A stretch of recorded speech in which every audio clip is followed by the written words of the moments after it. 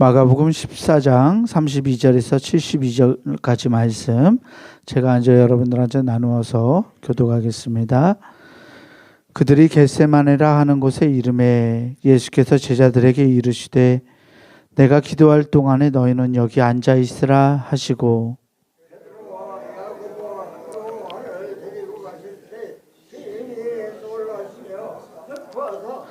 말씀하시되 내 마음이 심히 고민하여 죽게 되었으니 너희는 여기 머물러 깨어 있으라 하시고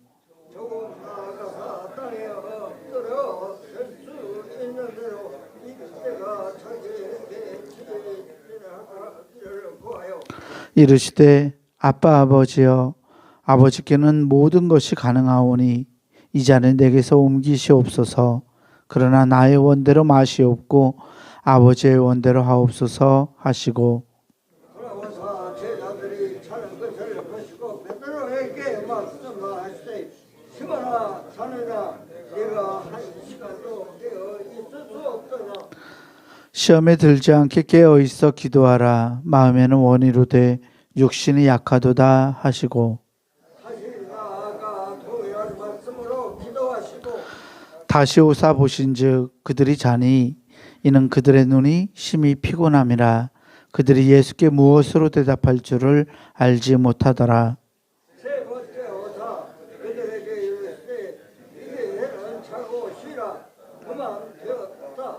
내가 왔도다. 보라 인자가 죄인의 손에 팔리느니라. 일어나라 함께 가자. 보라 나를 파는 자가 가까이 왔느니라. 예수께서 말씀하실 때 곧 12 중에 하나인 유다가 왔는데 대제사장들과 서기관들과 장로들에게서 파송된 우리가 선과 묵치를 가지고 함께 하였더라.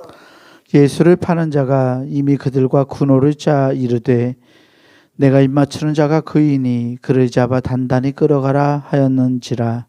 예 와서 곧 예수께 납비어 하고 입을 맞추니 그들이 예수께 손을 대어 잡거늘 곁에서 있는 자 중에 한 사람이 칼을 빼어 대제사장의 종을 쳐 그 귀를 떨어뜨리니라. 예수께서 무리에게 말씀하여 이르시되 너희가 강도를 잡는 것 같이 검과 몽치를 가지고 나를 잡으러 나왔느냐. 내가 날마다 너희와 함께 성전에서 있으면서 가르쳤으되 너희가 나를 잡으려 하였도다. 그러나 이런 성경을 이루려 함이라 하시더라. 제자들이 다 예수를 버리고 도망하니라.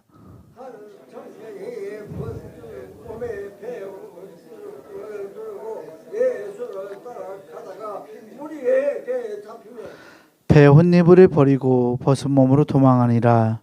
그들이 예수를 끌고 대제사장에게로 가니 대제사장들과 장로들과 서기관들이 다 모이더라. 베드로가 예수를 멀찍이 따라 대제사장의 집들 안까지 들어가서 아랫사람들과 함께 앉아 불을 쬐더라. 대제사장들과 온 공의가 예수를 죽이려고 그를 칠 증거를 찾되 얻지 못하니 이는 예수를 쳐서 거짓 증언하는 자가 많으나 그 증언이 서로 일치하지 못함이라. 어떤 사람들이 일어나 예수를 쳐서 거짓 증언을 하여 이르되 우리가 그의 말을 들으니 손으로 지은 이 성전을 내가 헐고 손으로 짓지 아니한 다른 성전을 사흘 동안에 지으리라 하더라 하되 그 증언도 서로 일치하지 않더라. 대제사장이 가운데 일어서서 예수에게 물어 이르되 너는 아무 대답도 없느냐. 이 사람들이 너를 치는 증거가 어떠하냐 하되 침묵하고 아무 대답도 아니야 하시거늘 대제사장이 다시 물어 이르되 네가 참종 받을 기회로 하여 기대를 그리셨더라. 예수께서 이르시되 내가 그니라. 인자가 권능자의 우편에 앉은 것과 하늘 구름을 타고 오는 것을 너희가 보리라 하시니 대제사장이 자기 옷을 찢으며 이르되 우리가 어찌 더 증인을 요구하리요. 그 신성모독 하는 말을 너희가 들었도다. 너희는 어떻게 생각하느냐 하니 그들이 다 예수를 사형에 해당한 자로 정죄하고 어떤 사람은 그에게 침을 뱉으며 그 얼굴을 가리고 주먹으로 치며 이르되 선지자들을 하라 하고 손바닥으로 치더라. 베드로는 아랫뜰에 있더니 대제사장의 여종 하나가 와서 베드로가 깨고 있는 것을 보고 주목하여 이르되 너도 나사렛 예수와 함께 있도다 하거늘. 베드로가 부인하여 이르되 나는 내가 말하는 것이 무엇인지 알지도 못하고 깨닫지도 못하겠노라 하며 앞들로 나갈새 여종이 그를 보고 곁에서 있는 자들에게 다시 이르되 이 사람의 그 도당이라 하되 또 부인하더라. 조금 후에 곁에 서 있는 사람들이 다시 베드로에게 말하되 너도 갈릴리 사람이니 참으로 그 도당이니라. 그러나 베드로가 하며 명시하되 나는 너희와 말하는 이 사람을 알지 못하노라 하니 함께 봅니다. 닭이 곧 두 번째 울더라. 이에 베드로가 예수께서 자기에게 하신 말씀 곧 닭이 두 번 울기 전에 내가 세 번 나를 부인하리라 하심이 기억되어 그 일을 생각하고 울었더라. 아멘. 주님이 주시는 은혜와 평강이 오늘 새벽 하나님께 나아가는 우리 모든 교우들에게 함께하기를 주의 이름으로 축원합니다. 오늘 마가복음 14장의 후반부 말씀을 읽었어요. 우리가 많이 들어왔던 그리고 잘 알고 있는 이 겟세마네 동산에서의 일어났던 일들, 그리고 대제사장에게 예수님이 끌려가서 신문을 받으시는 일, 그 일, 그리고 베드로가 예수 그리스도를 부인하는 이 사건들을 다루고 있습니다. 14장 말씀을 통해서 마가복음은 사람에 관한 이야기를 우리들에게 들려주고 있어요. 얼마나 우리가 연약한 존재인지, 그리고 얼마나 우리의 다짐이나 우리의 믿음이나 또 우리의 마음이 쉽게 꺾어질 수 있는 사람들인지 보여주고 있습니다. 그리스도를 따르고 하나님의 뜻을 따르는데 실패한 사람들의 모습을 오늘 말씀은 그리고 있고, 우리들과 다르게 하나님의 뜻을 따르는데 성공한 단 한 사람, 예수 그리스도의 모습을 이 제자들의 모습에 비추어서 말씀은 보여주고 있습니다. 실패한 제자들, 그리고 승리한 예수 그리스도. 그런데 다른 복음서들과 달리 이 마가복음은 예수님이 그 하나님의 뜻을 따라가는 그 모습을 쉽게 그리고 있지는 않습니다. 그러니까 예수님이 하나님으로서 당당하게 아무런 어려움 없이 십자가를 짊어질 수 있는 분이라고 말하지 않아요. 예수님도 두려워하고, 말씀을 보면 예수님도 죽음에 대해서 두려워하고 고민하고, 그리스도로서 또 사람으로서, 한 사람의 사람으로서 자신의 죽음을 알고 죽음을 따라서 하나님의 뜻에 자신의 삶을 순종하는 것이 얼마나 고난의 어려움이 있는지를 보여주고 있습니다. 예수님이 겟세마네 동산에 가시는 모습 가운데 가시면서 34절에서 주님은 이렇게 말씀하세요. 제자들에게 33절과 34절 말씀을 보면 베드로와 야고보와 요한을 데리고 가실새 심히 놀라시며 슬퍼하사 말씀하시되 내 마음이 심히 고민하여 죽게 되었으니 너희는 여기 머물러 깨어 있으라 하시고. 아멘. 주님이 말씀하시죠. 내 마음이 심히 고민하여서 죽게 되었다라고 말씀하세요. 그리고 제자들에게 나와 함께 이 하나님의 뜻을 받아들이기 위해서 깨어 있으라고 부탁하세요. 그리고 기도하시죠. 주님의 기도는 더더욱 주님의 아픔을 우리에게 보여주고 있는데 36절 말씀을 보면 이르시되 아빠 아버지여 아버지께는 모든 것이 가능하오니 하나님 아버지께는 모든 것이 가능합니다. 그러니 이 잔은 나에게서 옮기시옵소서. 그러나 이것조차도 나의 원대로 마시옵고 아버지의 원대로 하옵소서라고 기도해요. 주님이 이렇게 마음에 하나님의 뜻을 자신 안에 받아들이기 위해서 그렇게 기도하시고 열심히 하나님께 간구하실 때 제자들은 어떻게 했나요? 37절 말씀해 보니까 제자들이 잠을 자고 있죠. 주님이 베드로에게 말씀하세요. 시몬아 자느냐? 내가 1시간도 깨어 있을 수 없더냐? 시험에 들지 않게 깨어 있어 기도하라. 마음에는 원이로되 육신이 약하도다라고 말씀하세요. 주님이 베드로를 부르시는데 베드로의 별명 반석이라는 이 별명으로 베드로를 부르지 않아요. 옛 이름 베드로가 주님을 따르기 전에 가지고 있었던 이름 시몬이라고 부르십니다. 베드로의 그 베드로라는 이 약간 뭐라고 할까요? 든든하고 버틸 수 있는 이 이름 아니고 옛 이름의 모습, 옛 자아의 모습을 베드로가 보여주고 있지 않았을까 생각이 듭니다. 시몬아 자느냐? 내가 1시간도 깨어 있을 수 없느냐고 주님이 말씀하세요. 그리고 다시 동일한 말씀으로 기도하시고 다시 오시는데 제자들은 여전히 깨어 있지 않고 자고 있습니다. 주님이 3번째 기도하시고 내려오셔서 그들에게 말씀합니다. 이제는 자고 쉬라고 때가 되었다고 보라 인자가 죄인의 손에 팔리느니라 라고 말씀합니다. 주님을 향한 열성과 다짐에도 불구하고 그 부르심에 순종하지 못하는 제자들의 연약함을 보여주고 있는데요. 이 연약함은 오늘을 살아가고 있는 우리 그리스도인들의 모습이기도 합니다. 우리는 하나님의 뜻을 말씀을 통해서 알고 또 말씀을 들어서 알고 하나님의 뜻 안에서 날마다 살아가기를 간절히 소망하는 그러한 열정과 다짐도 우리 안에 가지고 있는 사람들입니다. 그럼에도 불구하고 우리는 끊임없이 이 본문의 제자들처럼 넘어지고 배신하고 배반하고 주님을 떠나갑니다. 왜 우리가 하나님의 뜻을 따라 살아가는 일에 실패할까요?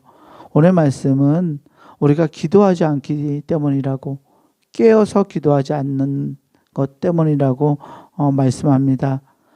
제자들이 실패한 이유는 하나님의 뜻을 자기들 안에 하나님의 뜻을 자기들이 순종하기 위해서 기도하고 하나님의 능력과 주님의 힘을 구하지 못했기 때문입니다. 반면에 예수 그리스도는 그 처절한 고민이 있었음에도 불구하고 주님의 뜻을 모시기 위해서 아버지의 뜻을 자신의 마음에 품기 위해서 끊임없이 기도하고 간구하고 하나님의 뜻에 자신을 내어 맞추는 일들을 계속 하셨습니다. 그리고 주님은 이 겟세마네 동산의 기도를 통해서 십자가를 짊어질 수 있는 그러한 힘과 능력을 다시 한번 얻으시고 하나님으로서 진정한 또 하나님의 아들로서 승리하셨던 것을 말씀은 우리에게 증거하고 있습니다. 겟세마네 동산의 기도를 마치시고 주님이 체포당하시죠. 근데 무리들은 주님을 잡기 위해서 검과 몽치를 가지고 나옵니다. 베드로는 요한복음은 이 사람을 베드로라고 하는데 대제사장이 종을 쳐서 칼로 쳐서 종의 귀를 떨어뜨립니다. 겉으로는 용감한 것 같고 주님을 지킬 수 있는 사람 같았지만 결국 주님이 잡히시는 이 사건을 통해서 50절 말씀처럼 제자들은 다 예수를 버리고 도망합니다. 어떤 청년, 그 중에 한 청년은 배 혼내불을 두르고 예수를 따라가다가 무리에게 잡히니까 그 이불을 벗어 던져버리고 맨몸으로 도망하기도 했습니다. 시험을 이기기 위한 또는 주님을 따르겠다는 우리의 인간의 계획, 우리의 열정, 우리의 다짐도 기도하지 않고 하나님이 주신 힘으로 깨어있지 않았을 때는 아무런 효과가 없어서 그렇게 우스꽝스럽게 벗어던져버리고 도망갈 수밖에 없는 것이 우리라고 말씀하고 있습니다. 그 후에 공회에서 예수님을 잡고 예수님에게 신문을 시작하는데요. 죄인을 심판하기 위해서는 2명 이상의 증인이 있어야 되는데 이 사건, 예수님을 잡았던 사건이 얼마나 급작스러운 갑자기 벌어진 사건이었는지, 그리고 얼마나 말이 안 되는 재판이었는지 우리에게 보여주고 있어요. 증언들이 서로 일치하지 않습니다. 2명의 증언도 일치하지 않아요. 주님을 두고서 서로 고발하는 내용들도 서로 맞지 않다고 59절에서도 이야기하고 있습니다. 결국 대제사장이 예수 그리스도의 입으로 주님의 정체, 주님이 어떤 분이신지를 직접 밝히게 합니다. 주님께서 네가 찬송받으실 이의 아들 그리스도냐라는 이 제사장의 물음에 62절에 이렇게 대답하세요. 예수께서 이르시되 내가 그니라. 인자가 권능자의 우편에 앉은 것과 하늘 구름을 타고 오는 것을 너희가 보리라 하시니. 아멘. 겟세마네 동산의 기도는 예수 그리스도에게 주님이 누구이신지를 알게 만든 기도이기도 했습니다. 주님으로서 메시아로서의 정체성을 확고하게 가질 수 있었던 것이 바로 겟세마네 동산에서의 기도였고, 그 기도를 통해서 하나님의 뜻이 무엇인지 그리고 어떻게 이루어져야 하는지를 알고 계셨던 것이어서 주님은 이렇게 대답하십니다. 주님이 굳이 자신의 정체를 밝히지 않아도 되었을 상황에 주님은 하나님의 뜻에 순종하기 위해서 자신의 정체를 이렇게 밝히시고 결국 이 일을 통해서 십자가에 못 박히시게 됩니다.